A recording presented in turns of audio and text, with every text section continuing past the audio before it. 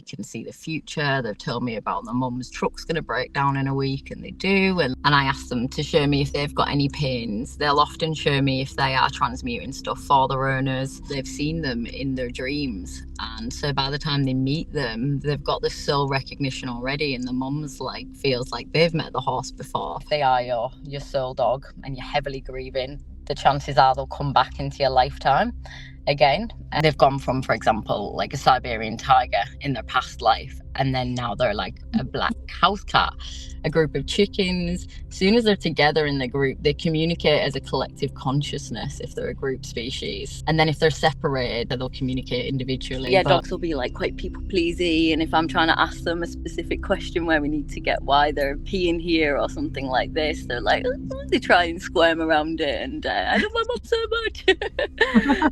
As cats are just like, I do it because of this. And they all, if you try and tell them, you know, if their owners are like, can you try and tell them not to do this, they always want to bargain. They're like, okay, if I can have this. So, you just said that you birth just the kindest people ever, and like every day is just like, how it comes across is he's like counting his lucky stars, like he can't believe that this is his home.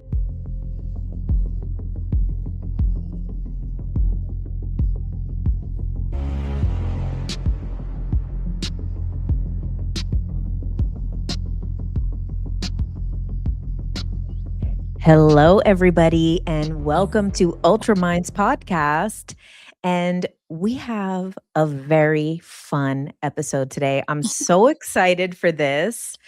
So, as many of you guys know, I've recently got a puppy a few months ago, and he has completely changed my life and my husband's life. And so baby Dean is a regular around here on the podcast. There he is in the background now. And I really wanted to meet an animal communicator, and people were suggesting a bunch of people. And then someone said, you have to check out Telepathy Tales. And when I saw Mary Mac's page and vibe and energy, I was like, oh my God, she is it. So welcome Mary Mac, who is a animal communicator, medium, and healer, and goes by the Telepathy Tales on social media. Hi, Mary. Hi, Jen. Thank you so much for having me on. It's so exciting. And so you are at a campsite now, and then I see that you really are like a big camper. Yeah. Sorry, I look a bit like beach ridden at the moment, but yeah, I decided to. I love being outside, so I decided to rent my house out a few months back, and I've just been traveling around the UK with my animals and meeting other people's animals and doing readings for animals in need. Yeah, so it's so much fun. Wow. I love it. You're like living the life of the animals now. Like you and nature are just Yeah, I'm so feral. It's intertwined. unbelievable. I love it. So, I do want to start asking, like, how did you end up getting into animal communication? So it's something that I've always been able to do as a child. I kind of grew up in the middle of nowhere, like really remote countryside. So, I mean, I didn't really know anybody for such a long time. I didn't have any friends. Like, animals were just my friends. So we had like ferrets, rabbits, greyhounds, snakes, everything. We'd always rescue wildlife, and I could always hear them. And obviously, as a child, I just assumed everybody could. And then I went to school, and everyone was saying I was in Maryland, so you naturally just like you. Not that you want to fit in, but you don't want to be the freak that's talking to the spiders and the birds all the time. So yeah, I think I kind of dismissed my gifts for a long time and just thought I was making it all up. And then I've always loved animals. I've always known that was gonna be, is my passion. And so I studied zoo biology at uni. I went off to Australia after that and lived in South America and travelled for about 4 years, working at different wildlife sanctuaries and stuff. And yeah, my gifts. I was in the Amazon, and my gifts started flooding back in, and I could hear all the animals again. And I was like, okay, yeah, like this was, when you go to school, you get indoctrinated, and I got told not to believe it. And I was like, yeah, I can really do this. Of course I can. So I just started harnessing it again, yeah, as I got older. Sorry, Well, I'm that was one currently of at a my campsite, so Oh, yeah, and, you do what you gotta do, move around. I love the rawness of it, like, I've got this my is just whippets. you. This was my setup with my 2 little whippets down there. Oh, I love it. And then I've got So Morris here. Oh, hello. Wow. Sorry. It's a bit crazy with the animals all the time. Yeah, So there that we was go. actually one of the things I was curious about because obviously being an animal communicator, people are often asking for communication with their pets, but I wanted to know also about like wild animals. So you kind of already answered that it does happen with wild animals as well. Mhm. Yeah, I can communicate with trees, insects, frogs, all amphibians, reptiles, mushrooms, plants. It really doesn't matter. It's Wow. all got consciousness. So yeah. Wow, you really speak the language of nature. Yeah. Yeah, and it's really broad, like it's not just I hear them, the clairaudience, I feel their pains, I see like their like if I've worked in a lot of rescue sanctuaries where unfortunately animals have been subject to a lot of abuse, and they'll show me their lives before that and things like that. And it's so intricate and unique that there's no way I could make it up. It'd be really bizarre. So, and Right. I really feel it, and you feel the sadness, and then you feel the happiness of when they're in the new home and things like that. So yeah. Oh. So one of the things that I was curious about too is like, I mean, since this has really been your whole life, it might have been wisdom that you've always had, but like, what have animals really taught you about being human, right? Because we always ask about them, but their perspective of our experience can definitely impact how we're living. Yeah, 100%. I mean, the main thing is they don't understand why we're stressed all the time. They're always like, just go slow, like be present, like they don't really get why we think about the past a lot. So that they're often teaching you to be present in the moment. And I mean, cats have taught me a lot about this human experience, all different dimensions, their abilities, and yeah, just they all have their own purpose, their own soul contract with their owner. And yeah, so like dogs are really heart-centered, like beautiful beings, so they go around spreading love and joy and positivity. Cats, are often there to hold people accountable and slow them down a bit, and just teaching us to be more selfish as well, I think, is really important. Mhm. Not selfish, where we're at the expense of somebody else, but putting ourselves first and having boundaries in life like cats do. Wow.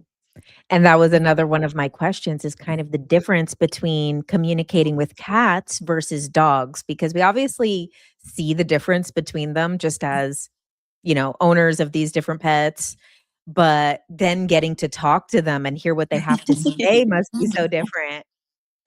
Yeah, they are. So cats are very much like I say, they are for themselves. They're very blunt. They say it how it is. Dogs, when they're trying to get stuff across, they might be a bit more. Depends on the individual.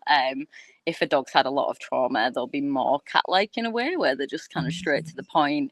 But yeah, dogs will be like quite people pleasy, and if I'm trying to ask them a specific question where we need to get why they're peeing here or something like this, they're like, they try and squirm around it, and I love my mum so much. As cats are just like, I do it because of this. And they all, if you try and tell them, if their owners are like, can you try and tell them not to do this, they always want to bargain. They're like, okay, if I can have this. So they're Wow. very different, yeah. But also you've got the breeds like Sphinx cats, short haired, Siamese, and they're very dog like. So they Oh, embody more really? like dog qualities, yeah, and they're not too fussed about kind of going outside. They just want to be on their owner all the time. They're quite needy and food obsessed, and yeah, so they see themselves, some of the ones I've spoken to see themselves more as a dog than a cat, and they don't really relate to cats. Yeah. Wow. I was wondering that about like different breeds because especially, I mean, dogs as well, right? But cat breeds can be very different. And I mean, it's same with dogs, right? I mean, I have a Chihuahua, which Chihuahuas are very their own type of style of dog that I love. Yeah, I love chihuahuas. I would love a little short haired chihuahua like baby Dean. So cute. Mhm. And so how about some different dog breeds, like I also really love German shepherds and they are you see them like putting other dogs in check and wanting things to like be in order and they even like, I've noticed with like more female German shepherds, they really like Mm. push their owners to like, okay, this is so, what about some different things that you've observed in like different breeds of dogs from communicating with them? Yeah, so like you say, with all the different breeds, usually through eons and centuries, they've been bred for a certain job. So they've been around certain types of people that are in that industry or things like that. Um, so yeah, with your German Shepherds, for example, like ADHD to the max type thing because they're such energetic dogs, and I mean, I'm really ADHD, so I vibe with them on a level, but any kind of working breeds, they need a lot of stimulation. They've been bred for a certain reason. And I love speaking to like border collies because if they get the chance to, if there's a farm nearby, they always ask like, I just want to go and work and just try it one time and round up some sheep, and because they'll show me they're rounding up the children and things like that. Oh, baby Dean. So yeah, It's so funny. He barely tries to get up while I'm recording. So it's so funny that he's like, hello, give me the microphone. Hey, baby Dean. Well, when I looked at his photo earlier, he started showing me quite a bit of stuff. So we've already had like a little introduction. Really? Oh my Yeah. gosh. Look at him trying to get the microphone. What do you have to Hey, say? baby Dean. Oh my God, he's adorable. He really is. He's the king of the castle. And how old is he now? Is he one yet? No, I think he's about maybe 7, 8 to 9 months. I have to. Yeah, I think actually he's 8 months. Oh, he's gorgeous. But this is funny. He usually never tries to come up when I'm recording. So He knows that. you met Mary here, huh? He said, I've been trying to tell you. I've been telling Mary. Do you want me to tell you what he's shown me Yeah, already? please. We can go back to some other general questions after. I feel like Dean's like eager. Yeah. Well, he said when he's licking you all over your face and giving you all the snogs, he's just like, I love you, I love you, I love you. You don't understand how much I love you so much. Like you and your husband are as well, especially you. You're very, very soul bonded together. And Oh. so he was saying something about a necklace. Like he wants like you to get a necklace with him on or something, like a baby Dean necklace or something. Oh my gosh, I already have a baby Dean hat. You want me to get a necklace? Oh my god. I didn't know if you had one ordered or something, because he seems like, unless it's a bracelet or something, but he seemed like it was already Wow. happening. Maybe Well, it's seen interesting. it. He does like sometimes like to grab my necklaces. So it's Yeah. funny that, I have a hat that has it's not him, but it's a dog that looks exactly like him. So I already have a hat. So, oh my gosh. You want me to rock some baby Dean gear? Yeah. A little engraved necklace. And then do you have like he was showing me what looked like a child's like play. It looked like a little ball pit and like some play area bits. I don't know if he wants this or if he has this already. Like a little Wow. play No, we area. need to get him one. I was wondering about because he was more into toys when he was younger and he's a little bit less into them, but we got him, which we haven't actually brought them out in a while. These rechargeable balls that they like move around on their own and we would put like all of them on and they would just start going in different directions. Oh, And that's he would because kind he loves of balls. oh, he needs his little rechargeable balls back. Yeah. I thought it was a ball pit he was like diving into. He just showed me loads of balls and like a little baby pit type thing and a little Oh my platform. gosh. And he said that you and him are both healing each other every day since you got him. And he said that he's aware that you went through a little bit of a tough time like before him, and he said he's really healing that with you. And yeah, he shows me like, does he come and like sit up on your neck area and your heart area when you Yes. yeah, he said he like taps in and like he feels like any pain that you've gone through, and he like literally concentrates on healing it. Little baby. Yeah. And I didn't feel like any aches or pains, nothing painful at all in his body. And I mean, obviously he's very young, so he shouldn't have anything. But I did feel like a little kind of like, I don't know how to describe it, like an itch on the right knee. So he might have just been nibbling that or something. But yeah, on his back right kind of knee joint, there was a little itch, but it wasn't painful. So he might have been nibbling that when I spoke to him half an hour ago. But yeah, he feels super healthy and happy. And he's just like, I love my mum so much. Oh. Yeah. And so I wanted to ask you, I recently traveled and he was super depressed while I was gone. And, my husband was sending me photos and Dean just looked so sad. So I was wondering if there's anything like when I do travel, to do. I did tell him before and I was like, it's only going to be 4 sleeps. I'm like, you're going to go to sleep and then you're going to wake up and then you're going to and I like explained to him. But he was still pretty sad. And then also we're going to be traveling together. And so I originally had him on a flight when he was a baby, but he was not as spoiled as he is now. And I just wonder if he's going to be okay, like being in the carrier and more contained. Because right now, he's free range Dean who does whatever he wants. Mm-hmm. Yeah. So something you can do when you're missing them away is, and you might have done this anyway, but you can stare at their photo and imagine blasting like a light force from your heart and wrap it around the photo and stare directly into their eyes and send whatever message in your head telepathically. You can do it from your pineal gland or your heart space, and they will receive that because telepathy is like their first form of language. So the only thing is animals don't understand the concept of time, so we can't really say like, oh, in a day. Sometimes it can make them more agitated, so it's just something to bear in mind. But you can always reassure them, I'm coming back, don't you worry, I miss you so much, and just keep doing check-ins with them whenever you're away or anything like that. And yeah, with them traveling with you, but like separately in a crate or something like that, dogs and cats always show me they hate being in a crate that's got too much space in there. They like to be very compact. So if you can kind of make a nest with blankets around, because they, in the wild, they would live in dens. They'd take over burrows from, old animal sets and things like that. So they're very compact. And if, there's a lot of dogs that obviously hate fireworks and they want to be in the tightest space, so they'll go and sit in a boot, or somebody will make them a little den.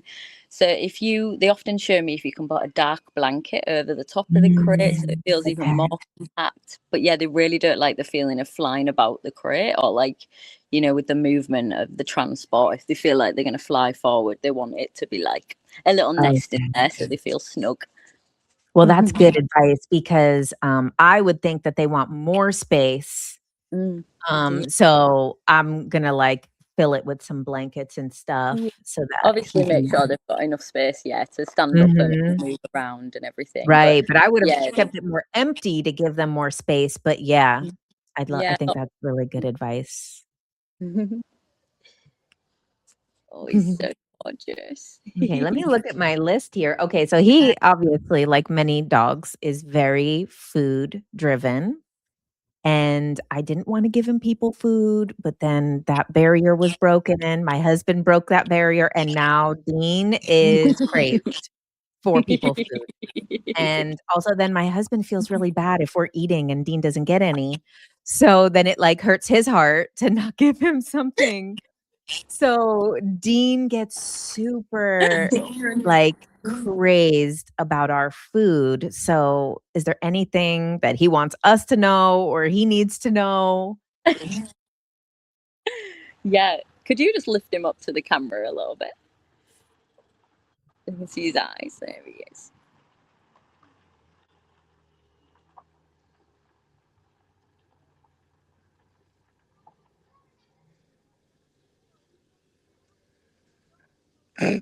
He's asking if you can make him a small portion of whatever you eat every night. He wants to eat it with you. I know. It's true. This is literally said what he he really likes wants. He wants peas as our well. food with us. He Oh wants his my own little goodness. plate with a little portion on. And he's showing. He said he likes like the taste of peas. You know, like little peas. He shows me them like popping in his So mouth. funny. Yes, I give him sometimes, like when he can't have what we're having, we'll give a little bowl of peas to him. Well, yeah, That's he's saying he really literally likes them. That's So what you had last night. that's his human treat. That's not a full human meal, I guess. Oh my gosh, you love it. Oh You have a little pile of peas last night. Oh, he's so cute. I want to touch and I him. put it in his I started putting it in his dog food because now I feel like he doesn't want to eat the dog food because he wants to wait to see what we're having. My husband goes to sleep early because he wakes up super early in the military, and like once his eyes close, Dean will then go to his bowl and start to eat the dog food because he knows like, okay, it's done for tonight. All opportunities are That's done. amazing. And that's the thing. The Chihuahua second his eyes doesn't close, tell he's it. like, okay, let's eat the dog food. Daddy's not giving me the good stuff anymore. Yeah, it's over. That is so funny that you mentioned the peas because that's literally you had a little bowl of peas last night. He showed me, you know, like when you pop a pea in between your teeth, he's like, oh, it's so satisfying. You get that little sweet treat. Oh my goodness. So I guess I can make him a little something. And then so um my husband had a couple questions which and you know, these are questions that they ask him in the military, so they're funny, which is one is what is one thing that we're doing well? One thing that we're not that we could improve on? Really And good. what if Dean was king for a day? Even though he is king every day, but Yeah. Okay, so what's one thing you're doing well? Let's start with that first. Beanie baby. Okay, could you just there we go, amazing.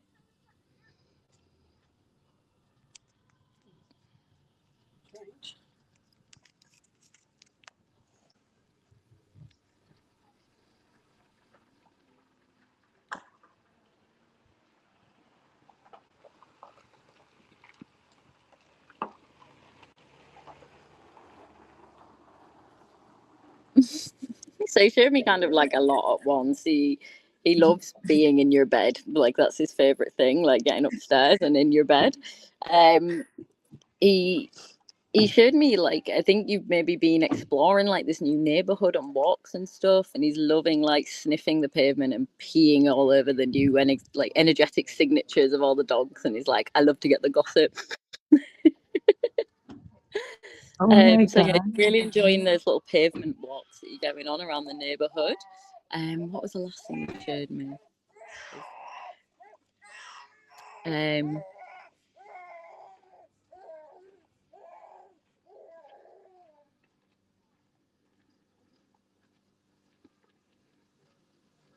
Oh, he just said that you both just the kindest people ever, and like every day is just like how it comes across is he's like counting his lucky stars, like he can't believe that this is his home. Like even though he's been there obviously a few months with you now, it's still kind of like every day he wakes up, he shows me and he's like, yay, you know, just this gratitude for life and landing it with you guys.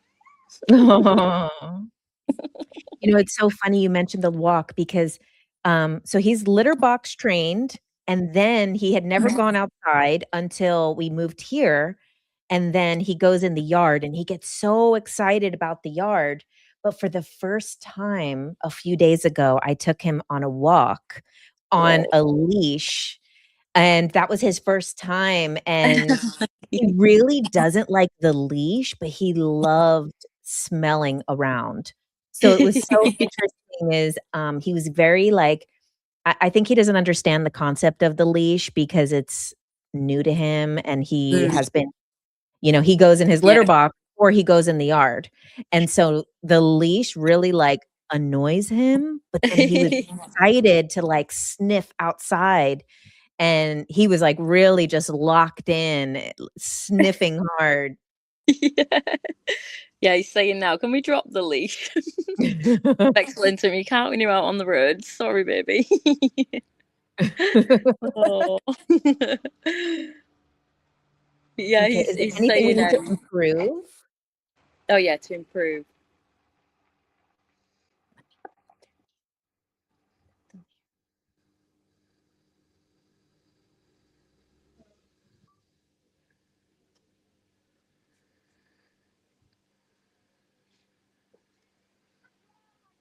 You sure? Does your husband wear like a hat or a helmet or something? Because he's saying he doesn't quite like.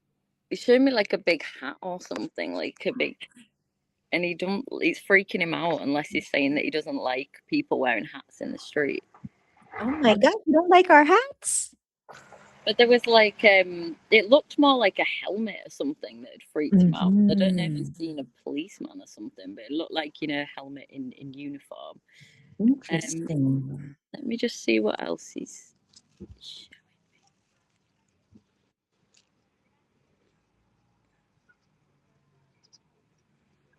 me. Now he's asking if next time you do spaghetti bolognese, he's showing me pasta. He really wants to like suck the pasta up. Oh my gosh. It's funny. My husband had pasta last night, so I don't know. I had gone out for dinner, so I made some and then gave Dean the peas. Did he get to try some pasta? Because he's really interested in. I'm sure he did try it. I doubt that. I doubt that you didn't get any. He's like, You're just showing me all your teas, aren't you, Dean? All the food you've had. And what was the last one? If he was a king. If he was king for a day, which I feel like he is already king for a day every day. But. Okay.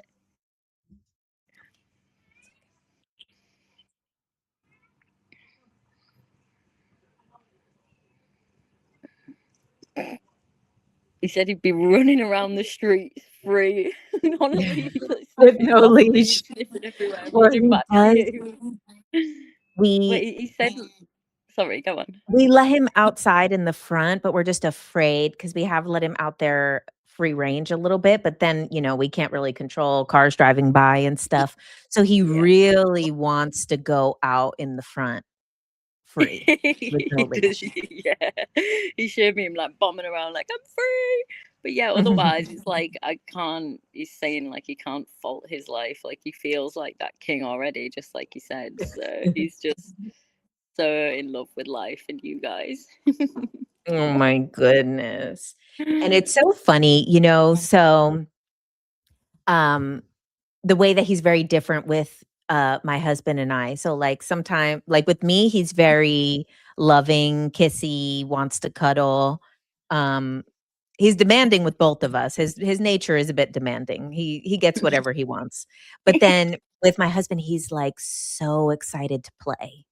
Like he just starts running around and it's like he starts doing, we call it the turbo mode once he starts running around. So it's like he just loves, like finds him like so fun to play with. Yeah. And you know what? You find that like our dogs mirror us, so they know kind of what we need, like what's going to help us. So, he's giving you lots of attention and loving. It releases oxytocin and things like that. And, they often see the dad as like the play partner. And this kind of brings out a lot of feminine energy that's, kind of stuck in a lot of masculine, and it allows them to be that playful, like creative, kids like childlike. And yeah, that's why animals are such beautiful teachers. They really bring out Wow. the beautiful stuff in life that we just kind of forget about, like playfulness, like being a child again, and love and attention and affection. And yeah.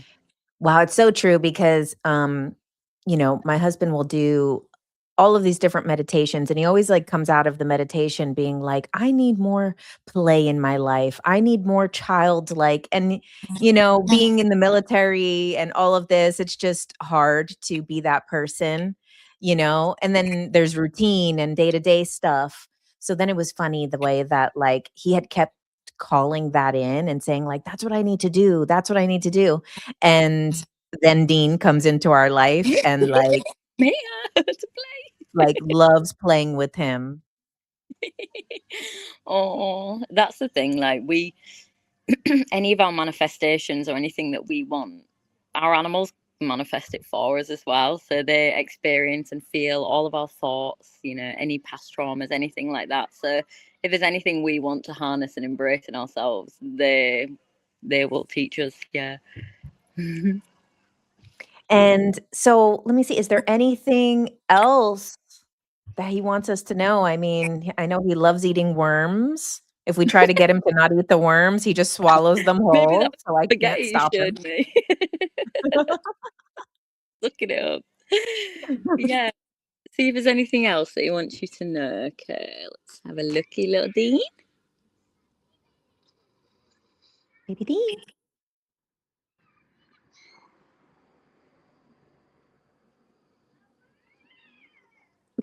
Okay, now it's about food again. We are speaking to a dog, and it often is about food a lot. But he's showing me that he feels like an extra special king when he gets to eat something off a fork. Oh, wow. I don't know. He's Wow. like showing me him like eating it like this, and he's like, "Oh my gosh!" Off a fork. Like Wow. off the cutlery. He's like, "Oh my gosh!" Wow. Maybe he has Little somebody spoiled boy. like. But yeah, I'll just see again if there's anything else.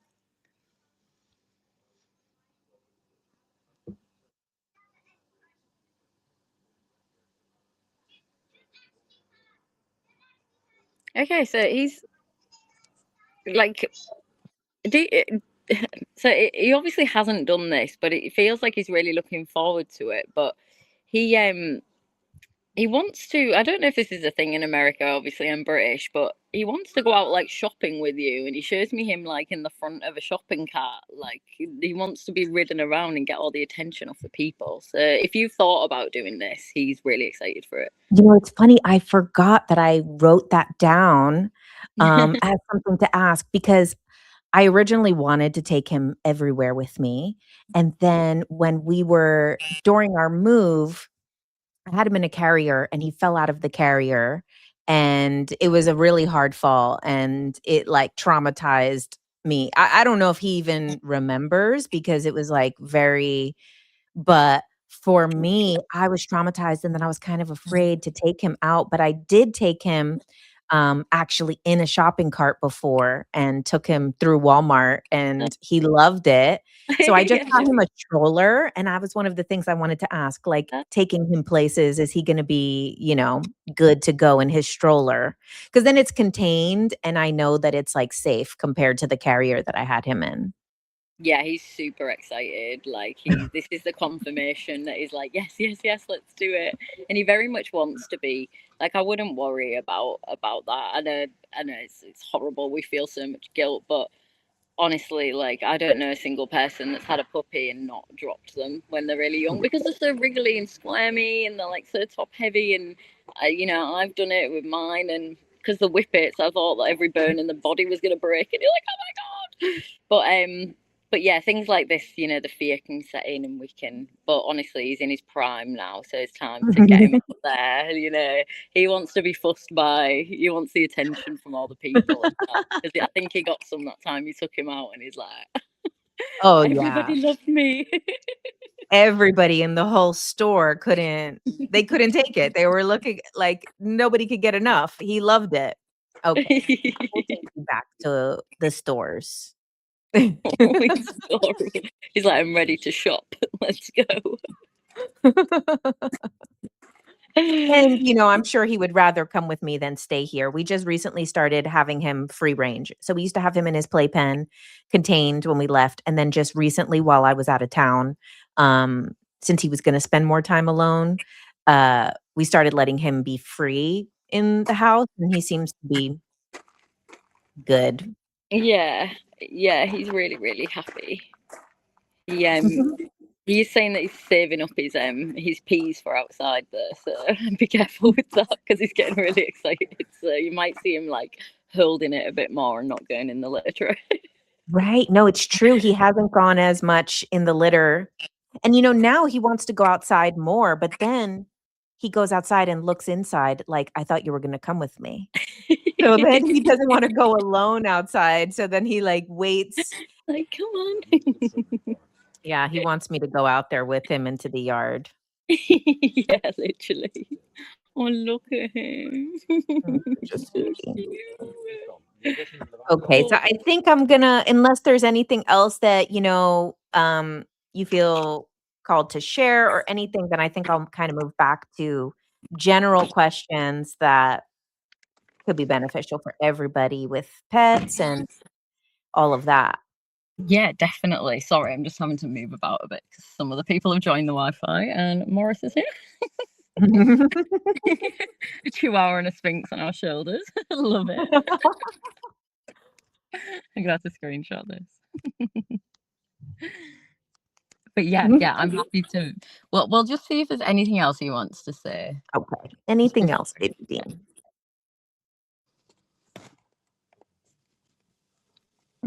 Okay, yeah, he's just saying he absolutely loves his life. Like, there's nothing he'd change, but he really, really wants to try chocolate. I said, Oh my gosh, you he's can't like, have he's smelling the sweets, like human desserts, and he's like, oh, I haven't had any of that yet, and I want some. It's funny because that's when I eat dessert, at night after my husband goes to sleep, and Dean is so interested in what I'm doing. He gets very, intrigued, "What is this that you have?" He's like, why haven't I tried that yet? But I've tried all the savory stuff. You want something sweet. So I wanted to ask you about kind of soul contracts with animals, because that was something you mentioned. And then also, that has come up because I do hypnosis work. It comes up in a lot of people's hypnosis that their pets have contracts with them. Yeah, definitely. Especially obviously the people that book me, they're doting pet owners, and often they're with their soul dog, and that dog shows me. I mean, whether I do a lot of readings in spirit as well. So dogs in spirit have taught me a lot about soul contracts, to be honest. And in spirit, they can see all of the lives, like the Akashic records are kind of laid out, and they show me, they've had infinite amount of lifetimes with that person, and often the soul tribe, the family as a whole, but their mum, for example, they see themselves as the same consciousness, and it's like the familiar that they've had in every lifetime. And often there'll be a cat, and then they'll come back and be a dog for a couple of lifetimes. But these soul pets, it's really, really common that they reincarnate. So I've learned this from speaking to dogs in spirit. So if they've been with their mum, for 15 years and then passed, and the mum's heavily grieving and things, they often show me, I'm coming back, but it's not just yet. And that's the thing, they can never really talk about the time because it can't, interject on our trajectory of life. I guess there's only so much they can say, and the guides are allowing them to say. But often, if a soul pet has died prematurely, like say it's been hit by a car or something like horrible, and died really young, they will reincarnate quite quickly back into their lives. But if they've had a full 15 years, for example, it might be like 5 or 10 years until they actually come back into the physical life again. But yeah, they can come back in 3 times sometimes. So Wow. yeah. And then have you ever, and I mean, like you said, they can only give so much information, but have you ever had somebody come back as or someone that it comes back as a human child for them? So I've not experienced that. I think that Morris, please. I believe that animals kind of they can come back as humans, but I think there's some kind of like consciousness like shift. I don't really understand that, but I've never heard of an animal telling me it's coming back as a human or anything. I think Mm. there's some kind of gap there, but maybe they can. But sorry, I'm getting it wrong the other way around. So I'm really hot in the car. I think there's some people out there. So sorry. So animals don't usually reincarnate as humans, but no, I'm getting it the wrong way around. Humans don't reincarnate into animals, but animals often can reincarnate into humans. But I haven't personally like experienced this. However, cats have shown me often that they have been like really large wild cats before, so like a jaguar or a tiger, and then they've gone from, for example, like a Siberian tiger in their past life, and then now they're like a black house cat, and they can often be those really really sassy like black cats that can be, you know, just hate everybody. And often they've had a past life quite close together to like a big cat that's lived its life solitary, because a lot of big cats are solitary animals, apart from like lions and things like that, but most of them, jaguars, leopards, tigers, live a solitary life their whole life, so they don't live in groups. And a few cats have shown me that they've been a big cat in the past life before, and now they're trying to be in this house and they just hate everybody and they're like, get away from me. And yeah, I think there's some kind of like consciousness, like evolution of like past lives is what I'm trying to explain, but not very well. No, I absolutely believe that, right? Because as like the soul is able to hold more consciousness, Mm. you know, going to a domesticated animal, there's more experiences to be had. There's a whole new level of understanding. So I totally believe that like they would go from wild animals and then throughout their progression become domesticated animals. Yeah, yeah. That is generally what I've kind of seen. And like you say, with the soul contracts or whatever that individual animal needs to learn. So that black cat, for example, in its past life, you know, is on its own the whole time, hunting on its own, had a few mates here and there, but generally, you know, maybe in the next life it needed to learn and accept love and be looked after and all these things to integrate then into the domestic world type thing. So, and also cats are just totally interdimensional, you know, that they are in this 3D reality, but not as much as us. They're in every reality. Like they sleep for 18 hours a day sometimes. So they tell me like, you just think this is it, like like no, I'm in, you know, the sleep state, like that reality is just as real as this one. And they get to go back and forth, time travel, interdimensional, like they show me extraterrestrial things, like all sorts really. So, and they often the dream state. Yeah. Wow. And, you know, they kind of say that like animals are like protectors and are like physical, and then cats, like dogs are protectors in the physical, and then cats are protectors in the non-physical. Yeah, 100%. Yeah, cats are amazing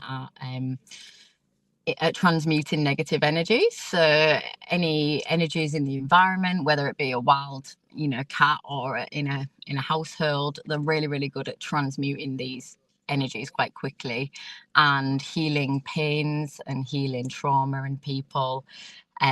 Dogs can also do that too, the healing part. However, dogs absorb the energy like a sponge. They can't transmute it like cats can. You know, cats can go off into the wilderness and put their little paws and transmute into Gaia.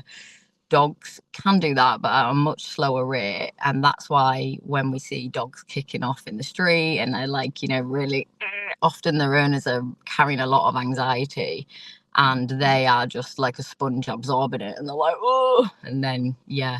So usually, you know, you will see that the dog will be mirroring one of the owners or the soul tribe, and they just absorb it like a sponge, bless them. Wow. You know, so in the book, The Divine Matrix, the way that, which is written by Greg Braden, his mom found out that she had cancer because she took the dog to the vet and the dog had cancer. And then that prompted her to go to the doctor herself. And she actually was able to get it in remission. And then the dog also went into remission. So it was interesting with my sister. Her dog was having a bunch of things going on, and the dog had like a lump on its chest. And I asked my sister, when was the last time you went to the doctor? And she's like, I take her to the doctor all the time. She's always at the vet. And I was like, no, you, when was the last time you did? And then my sister went and had a lump in her breast, and it was benign, and the dog's was benign as well. But it was so interesting that I've heard a lot of instances of people where the dog will actually kind of present medical things that are happening in the person. So it's exactly what you're saying about um, absorbing it. Yeah, totally. Every time I'm speaking to dogs or horses or cats and I ask them to show me if they've got any pains, they'll often show me if they are transmuting stuff for their owners. And yeah, often 9 times out of 10, they're mirroring it exactly, mirroring behavior, mirroring energy and physical ailments. Yeah. So yeah, that is so true. Like the last reading I did in person, the woman was saying, my Labrador just keeps itching here all the time. And I tapped into the Labrador, and the Labrador said, it's mum. And I said, you don't have eczema down that side, do you? And she was like, oh my God, yeah. So like, it's usually, I always go to the owner first, and then, well, they tell me. Yeah. And so what about, you talked about horses, and I saw on your Instagram that you work with horses a lot too. So, can you talk a little bit about how horses are very different than, say, dogs and cats in people's lives and also in readings? Yeah, sure. So, wow, horses are just like shamanic. Like their energy is so, I mean, they're all totally different, but they're just so wise. Their magnetic fields, for example, are one of the largest of all species. They can span out to about 12 foot. And, often wild horses in a herd, they don't need to look at each other or anything. They're all communicating telepathically if there's a predator over there, and they're all very protective of each other. So, yeah, when I speak to horses, again, it's kind of depending on the breed and the actual horse themselves.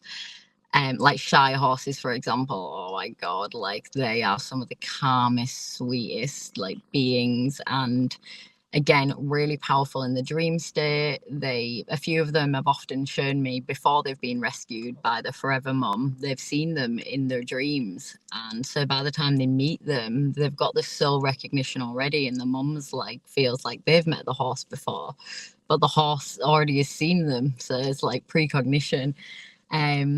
And then, you speak to Shetlands, and they're like a bit like cats. They're just so sassy, and they're like, it's my way or the highway. Like they're bossing about like 10 huge stallions on the yard, and they're like this big, and they're quite sassy. And unfortunately, I'd say like 80% of the readings that I've done with horses, they've been seriously like neglected. Especially in the UK, like horses, I mean, all over the world really, but horses have like several owners that are sold on all the time for work and, for show jumping or dressage or whatever it may be. So they're always kind of like on tender hooks of like whether they're going to be, moved on again or moved on to another yard. And there's a lot of traveller horses that I've spoken to that have been seriously abused and neglected and things. And just like us, these horses have, like, now they're in the forever homes and they're so happy, but their spiritual gifts are insane because they've had that enhanced survival skill of the trauma that they've gone through. So they're just like healing left, right, and center. They can see the future. They've told me about their mum's truck's going to break down in a week, and they do. And like the more trauma that an animal's been subject to, and the same with us, their gifts of survival and all the instincts are like amazing. Yeah. Wow. Yeah. And I mean, like a person, right? A person who has been through more traumatic experiences has a more heightened awareness than someone who maybe has had, a little bit of an easier time. They might not realize sometimes danger around or things that will pop up. So that does make a lot of sense. What about birds? I saw you also had a reading with a bird on your page. Yeah. So I spoke to a few birds. I spoke to chickens, finches, but this was probably the African grey parrot that you saw. So he showed me a sock straight away, and I see the clairvoyance so I saw him with a sock, and he was like bobbing like this, and he just had like a cone, what a dog would have. Parrots apparently have to have socks around the neck so that they don't feather pluck, and he just had it on for like 3 months and had it taken off because his feathers had grown back. So he was really proud showing me. Oh God. Yeah, he's really sweet. Like he absolutely loves his family, and they go on like they have what they call flying lessons, and he flies around the house. And he said mango is his favorite treat, and they said that like they have to hide the mango because like he's obsessed. And yeah, so yeah. Wow. And so also, what about kind of, we talked a little bit about wild animals. And so kind of like what is like the difference for you with wild animals versus pets? And also like do wild animals like kind of randomly approach you because they know that you can talk to them? Or is it kind of like how does it work with the wild ones? Yeah, it's a really good question. I do feel like ever since I was a child, wildlife comes up to me all the time wherever I am, and I love it, obviously. Usually when I'm out in nature, and we all are, we're in more of a meditative, like headspace. Our state is different, and animals feel calm around us when we're in that head and heart space where it's nice and coherent. So yeah, they definitely come up. I've had chats with so much wildlife: deers, fox, sloths, parrots, snakes. Generally they're asking. Usually they're like, "What is that on your head?" Like, I had a hat on, and they're like, "What the hell is that?" And then they ask like, "What?" They're always wildlife are always confused because they're like, "We don't know that you guys could do this," because obviously they've never experienced a human doing telepathy, but in their group or their family, that's how they communicate. So they're always like, "Hey up," and then they go and tell the friends, and then some friends come over too. Like this has happened with sheep and cows and birds and all sorts. A really cool thing is usually soon as the animal's in a group, so if it's like a murmuration of starlings or a group of geese or a group of chickens, soon as they're together in the group, they communicate as a collective consciousness if they're a group species. So they all kind of communicate together, and then if they're separated, then they're their own like conscious being type thing. So they'll communicate individually. But yeah, it's really, really cool. But generally with wild animals, they're quite curious, like asking me questions about me and why we do certain things, what I'm wearing, why. They'll ask if I have food or where I can find this tree, for example. And yeah, so and domesticated animals, generally, if they've not had any trauma and they've had an amazing life from a puppy or whatever, generally they can be very much in the 3D like humans. Like a lot of dogs and cats think that they don't think they're human, they know they're not, but they are almost like a lot of dogs that see themselves more as a human than a dog kind of look down at other dogs, and they're like, "You think you can come and play with me? Like I'm literally a human, like I'm not a dog." And they're the ones that can be quite reactive and be like, "Get away from me," because they look down on other dogs. Same with cats. So yeah, a lot of animals, domesticated animals, are very much in the 3D, but the more trauma and things they've had, they really explore the gifts and things like that. So yeah. Mhm. And so, another big aspect of having a pet is that their lives are a lot shorter than ours. So, and obviously you said you've communicated with a lot of animals who have already passed over. So is there anything like you want to share about kind of the process, like maybe for humans that are going through that or just have gone through that? Mm. Um. So even though we say that they don't live very long in this physical life, energy never dies. They are always with us. When I do readings for pets in spirits, I do about 50-50 spirit and in the physical. they will literally show me that present day what their mum is doing to a T, just to prove that they're right by their side. They'll show me whatever they did when they were buried, how they died, just to kind of like reassure I always say the mum because it's mainly women that book me, but just to reassure them that, like, you know, energy never dies. Like, for them it's no different. They always show me that they just woke up and they're back with their mum in the homes, but they can be everywhere at once. So they can be with mum, they can be with dad while dad's at work, they can be with grandparents, and they can also be talking to me, as well as playing fetch in the sky over and over and over again. And you know, not in the sky, but you know, in the universe. They can be everywhere. And yeah, I think like it is one of the hardest things we go through. I mean, like, neuroscientists now have looked at brain scans of like losing a dog, and it's the same as like a human losing you know, their own child, often in brain scans. So that grief can be like immeasurable, and I think it's just really important to know that, like, energy never dies. It can't die. It just changes form. So they always, you know, if they are your soul dog and you're heavily grieving, the chances are they'll come back into your lifetime again, to serve you on another part of your journey and your next part of your life that you need help with. Often if people are just like having children, for example, they'll come back in then, you know, if it was their dog from when they were younger that helped them through a certain time. So it's usually in pivotal parts of your life where you need your little familiar assistant. Wow. And, you know, it's so one of my best friends, you know, she had this pit bull, and this was her child, you know, and then around 10 years old, she was pregnant with her first human child.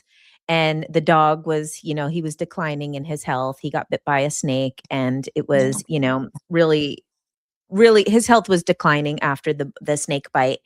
And it was so crazy that the dog, and I had seen him like short, like not too, it was towards the end of her pregnancy. I had seen him and I was like, oh my God, like he's holding on. And then he held on until she came back from the hospital with the baby. And then he passed away like a day later. And it was like, that was like the chapter of her life. And her Yeah. son still talks about this dog.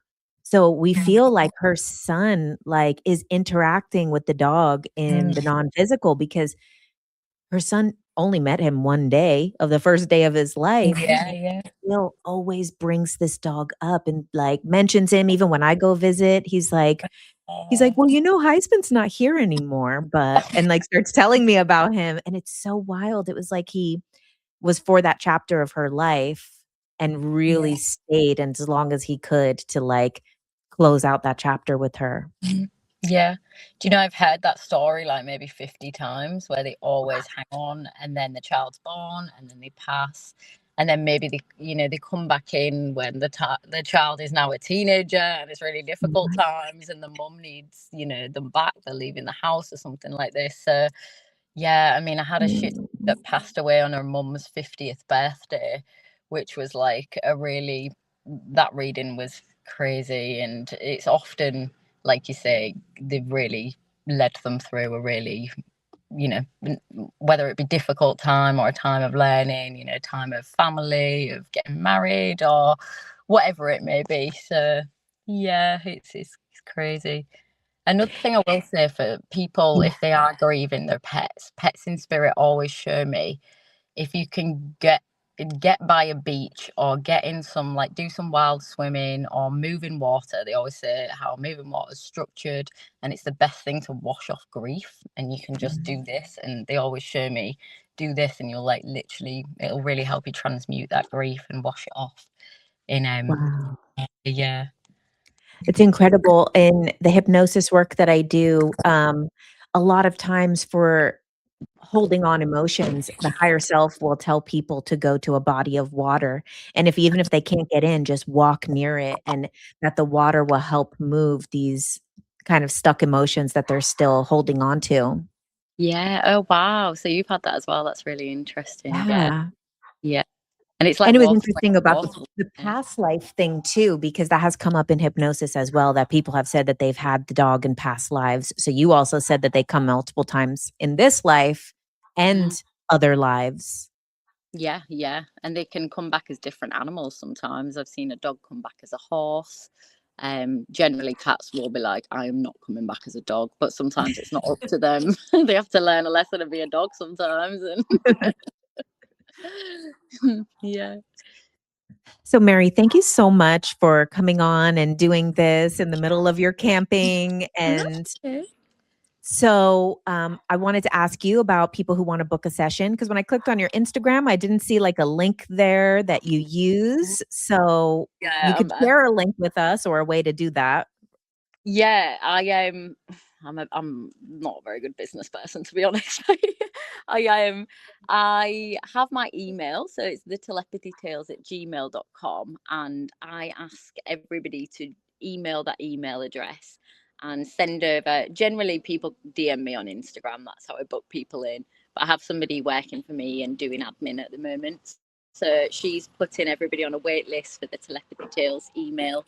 So yeah, that's telepathytales@gmail.com. So if you can send over about 5 photos of your pet's face with the eyes open and nice and clear in, and if you have any questions you want to ask, otherwise I just ask my usual questions. And yeah, or you can DM me on Instagram, and I will get back to you. I've got a bit of a wait list at the moment, but yeah. And I saw that you're also working with some animal fundraisers. Do you want to share anything about those? Yeah, so I'm teaching telepathy to a few different rescue centres, so people that have their own rescue centres, which is amazing because obviously it's helping all of these abandoned and neglected farm animals and different domesticated animals. And I have a fundraiser for me and the animals, because I did set off on my travels in a big camper van that I spent all of my savings on, but I was ripped off. So that yeah, the walls were filled with damp and there was a lot of broken stuff in it, so I had to leave that behind. So I did a fundraiser for that, and I'm just trying to get myself a new camper van now, because I'm currently traveling around in a car and a tent. But I love being outside, so I'm just manifesting the right van, and yeah, that will find me soon. Well, you guys, if you enjoyed, which I know you enjoyed because Mary's amazing, go over. I'll put the links to all of those and go send her a little thank you. Go to her fundraiser and send her a little thank you for her amazing work with the animals and all that she's done today and Aw, always. thanks, I mean, Jen. I It's love been so nice talking to you. I know this was so, so sweet. I'm like, this was the cutest, even though it was like, Dean, I didn't expect Dean to have something very profound to say. I did expect it to be about food. But it He was just showed nice me to all his hear. teeth, all his food. Well, thank you so much, Mary. I so appreciate you. I'll share your information below for anyone who wants to get on the wait list for a session, and also anyone who wants to show any support to the rescues that you work with or you directly. Thank you. It's been so lovely meeting you, and thank you for all that you do as well. I absolutely love it. So yeah. Oh, thank you so much. Wow, you made it to the end of the episode. Congratulations. That tells me something about you, that you enjoy long form content.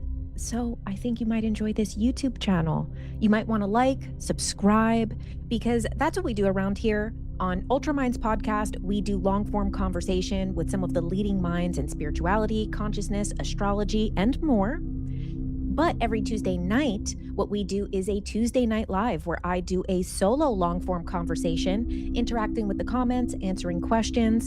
And overall, what we're doing here on this page is deconstructing a lot of spiritual bypassing type of values and exploring consciousness through a new lens.